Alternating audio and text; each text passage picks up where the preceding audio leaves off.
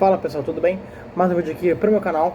No vídeo de hoje eu vou querer trazer uma doutrina filosófica que eu considero uma das mais abomináveis da história da humanidade. É uma doutrina que eu realmente acredito ser satânica, porque ela causa o mal para a humanidade, ela causa o mal para o próprio indivíduo e ela não se sustenta em absolutamente nada. É uma doutrina completamente contraditória, uma doutrina apática, que é sobre o relativismo.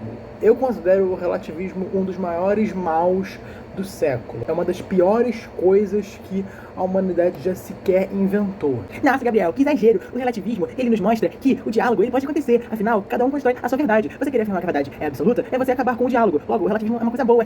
Pois bem, é aí que está o ponto. O relativismo, ele é propriamente falando contra a própria filosofia, porque no início do vídeo eu disse que o relativismo é uma doutrina filosófica, mas na real isso é algo contraditório, porque se os relativistas eles defendem que cada um deve construir a sua verdade, que não tem uma verdade absoluta na qual todos devem alcançar, essas pessoas não estão de acordo com a própria filosofia em si. Por quê? A palavra filosofia vem do grego, que significa amor à sabedoria. Filo, amor, sofia, sabedoria. E o que seria a sabedoria, senão o conhecimento da verdade, a contemplação da verdade absoluta? Então, se eles defendem que o relativismo promove o debate, isso é algo contraditório. Porque se cada um constrói a sua verdade e a verdade é relativa, o debate não tem o menor sentido.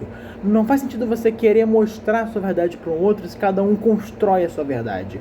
Porque para que serve o debate? Para os dois lados terem uma dialética e assim conhecerem a verdade maior que está acima deles.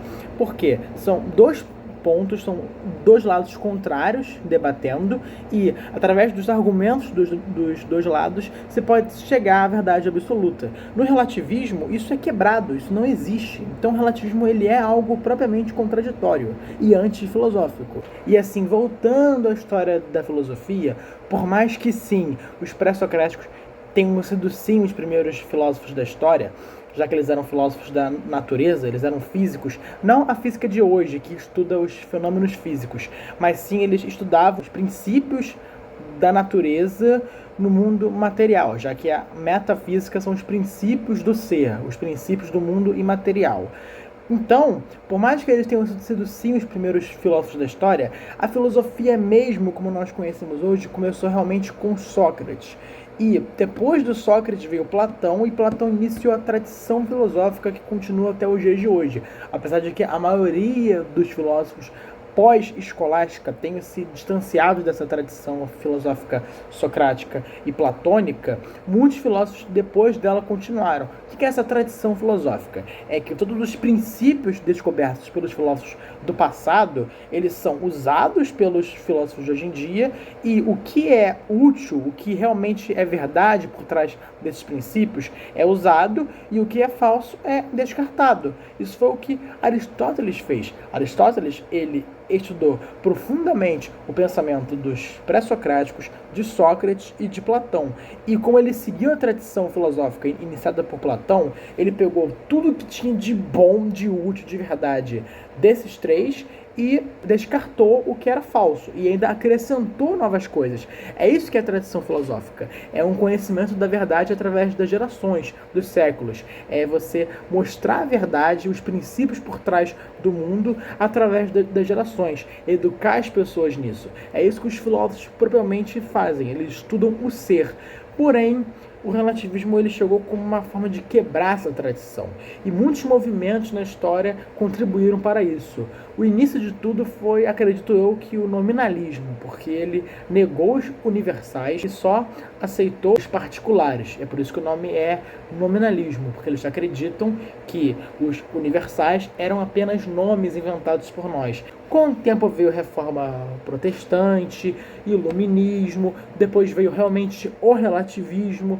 Aí vários outros influenciaram, como o marxismo, Nietzsche, Foucault.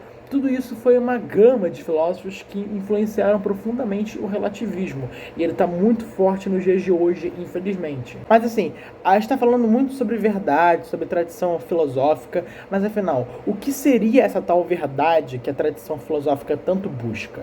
Então, São Tomás de Aquino, ele vai nos ensinar que a verdade, ela é a adequação entre o intelecto e a coisa. O que isso significa? Bem, o fim do intelecto é a verdade, assim como o fim da vontade é o bem e o fim da visão é a cor. Então, a função do intelecto é inteligir, é compreender, é conhecer algo. Então, quando o intelecto humano ele abstrai um objeto material, ele quer tirar as conclusões das propriedades físicas, químicas, biológicas sobre esse objeto, mas também quer tirar as conclusões das propriedades ontológicas, como a essência, os acidentes, a existência, o ser, a causalidade, a forma, as categorias, enfim. Então, tudo que um objeto realmente é, as suas propriedades, enfim, e tudo que o intelecto abstrai e tira como conclusão desse objeto, se essas duas coisas não estão de acordo, então é uma mentira. Agora, se elas estão de acordo, se tem uma adequação entre elas, então ela é uma verdade.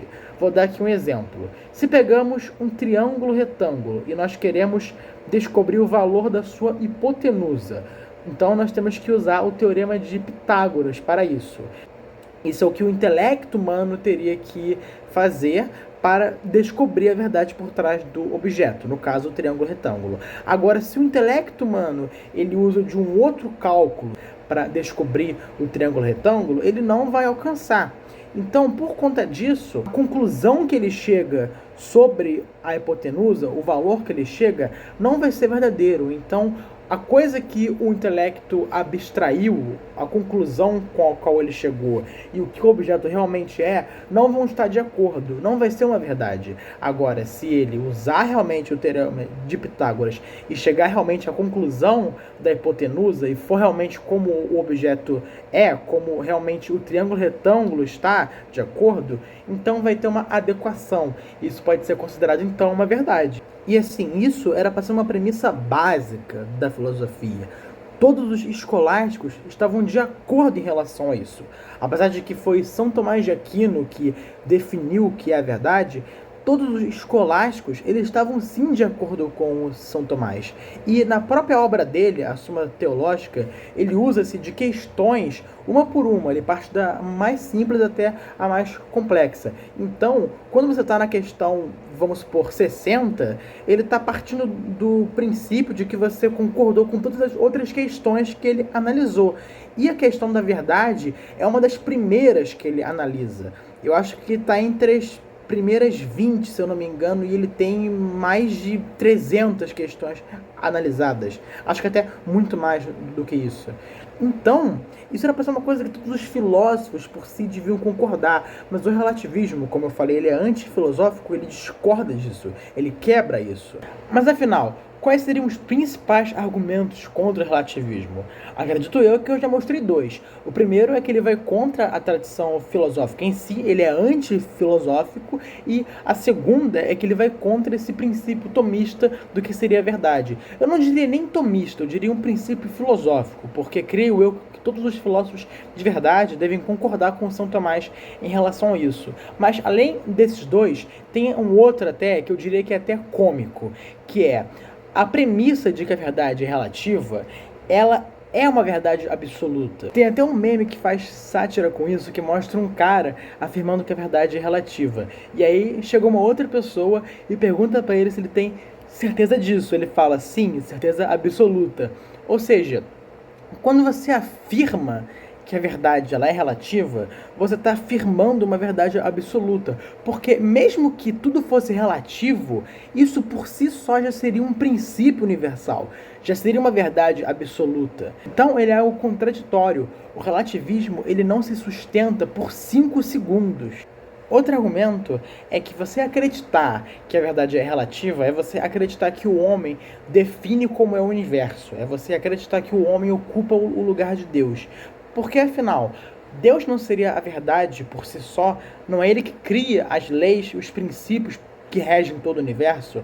Você crer que é o homem que define o que é verdade é você colocar o homem no lugar de Deus. É você afirmar que é o homem que vai definir as leis, os princípios que regem todo o universo. Mas isso é falso, porque o ser humano, ele, antes de nascer, o mundo já existia muito antes dele. Antes da humanidade sequer existir, as leis já existiam, os princípios já existiam, a verdade já existia. Você crer que o homem vai criar a verdade é você acreditar que ele que vai criar o próprio universo em si. Isso é algo absurdo, isso é algo estúpido até. E agora, mais um ponto é, se você realmente acredita que a verdade é relativa, por que você discute? Por que você reclama? Por que você se incomoda quando uma coisa não está de acordo com como você quer? Por que você fica chateado quando algo que você considera errado acontece? O relativismo ele é algo tão falso que se você chega num relativista e faz a seguinte pergunta: o racismo é algo errado? Eu duvido que ele vai dizer que isso é algo relativo. Duvido. Mesma coisa se eu perguntar, você acredita que a pedofilia é algo errado? Eu tenho certeza absoluta que ele não vai dizer que é algo relativo. Eu tenho certeza que ele vai dizer que é algo errado. Mesma coisa se eu perguntar em relação a fatos históricos, a fatos científicos e a fatos políticos. Se eu chegar numa pessoa e perguntar assim, o Holocausto na Segunda Guerra Mundial aconteceu? Porque sim, tem idiotas que negam isso. Se eu perguntar para um relativista isso, eu tenho certeza absoluta que ele não vai dizer que isso é algo relativo, porque ele sabe que isso é um fato histórico. Se eu perguntar para ele se a Terra ela é plana ou redonda, ele não vai dizer que isso é algo relativo. Ele sabe que a Terra é redonda porque isso é um fato científico. Mesma coisa se eu for discutir sobre política com o cara. Se ele for tanto faz de esquerda, de direita, conservador, liberal, comunista, enfim, você deve fazer a seguinte pergunta para ele: por que você luta pela sua causa? Por que você vota? Por que você discute política com alguém? Afinal, a verdade não é algo que você constrói, então não faz sentido você lutar pela sua causa, você protestar, manifestar, porque se a verdade é algo relativo, não tem motivo para você se incomodar com nada. Porque, afinal, nada é um fato, logo nada pode te ferir. Então, é algo que não faz sentido. O relativista não vive como um relativista. Ele prega uma doutrina, mas ele vive o contrário. E até aqui eu falei só sobre a verdade, mas os relativistas, eles querem relativizar o bem, a verdade e o belo. Isso vem de Platão, porque foi Platão que afirmou que os três tesouros metafísicos são os três, e que o homem, a coisa que o homem mais busca é o bem, a verdade e o belo. Mas como Platão era realmente um filósofo de verdade, não só isso, mas foi um dos maiores gênios da história da humanidade, ele sabia que a verdade, o bem e o belo são algo absoluto. Porém, os relativistas quiseram contrariar Platão e quiseram relativizar as três coisas. Mas como eu já refutei em relação à verdade, eu acho que vai ser fácil refutar em relação ao bem e o belo. Agora, em relação ao belo, eu vou usar mais uma vez um exemplo de São Tomás de Aquino. Porque São Tomás nos ensina que as três propriedades do belo são a claridade, a proporção e a integridade.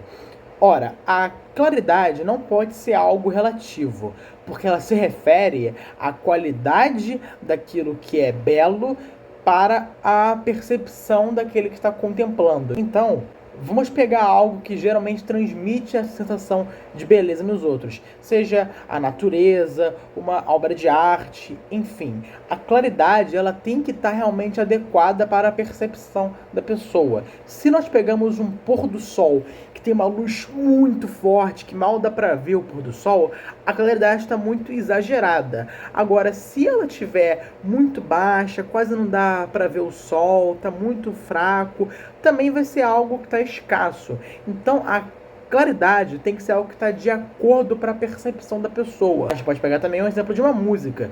Se a música está muito alta, ela vai te incomodar. Agora, se ela está muito baixa, você mal consegue ouvi-la, ela também não vai te gerar prazer. O certo é ter uma claridade equilibrada. Da mesma forma, a proporção não pode ser algo relativo, porque ele se refere à harmonia por trás dos elementos da coisa que você está contemplando, seja uma obra de arte ou a natureza. Vou usar mais uma vez o exemplo de uma música. A harmonia em uma música é algo puramente matemático.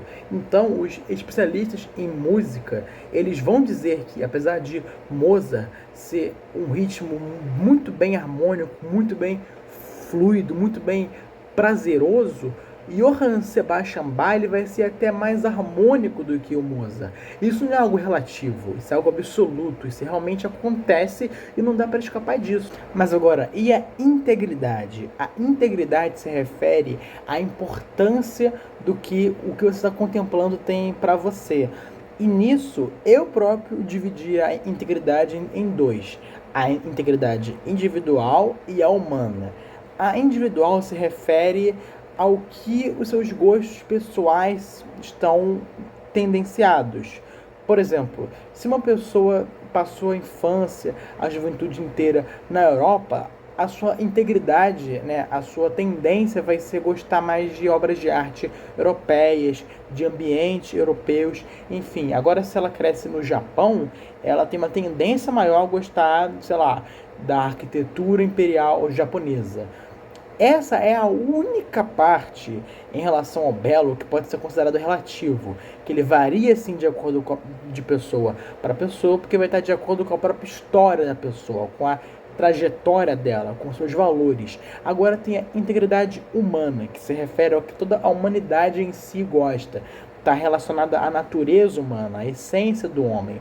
Como no meu último vídeo eu disse que o sentido da vida é o que o ser humano mais busca, toda obra de arte, toda história que tem como trama, que tem como foco o sentido da vida do homem, é impossível um ser humano não se emocionar com isso, não ficar realmente inspirado. É por isso que o ser humano, no geral, ele gosta sim dos heróis, porque os heróis eles servem para a inspiração do homem. O homem ele quer ser como os heróis, eles servem para nos guiar e para nos inspirar. Então, tudo que excita a nossa natureza humana está de acordo com a integridade humana, a integridade da própria essência da humanidade em si. E isso não pode ser, de maneira nenhuma, considerado relativo.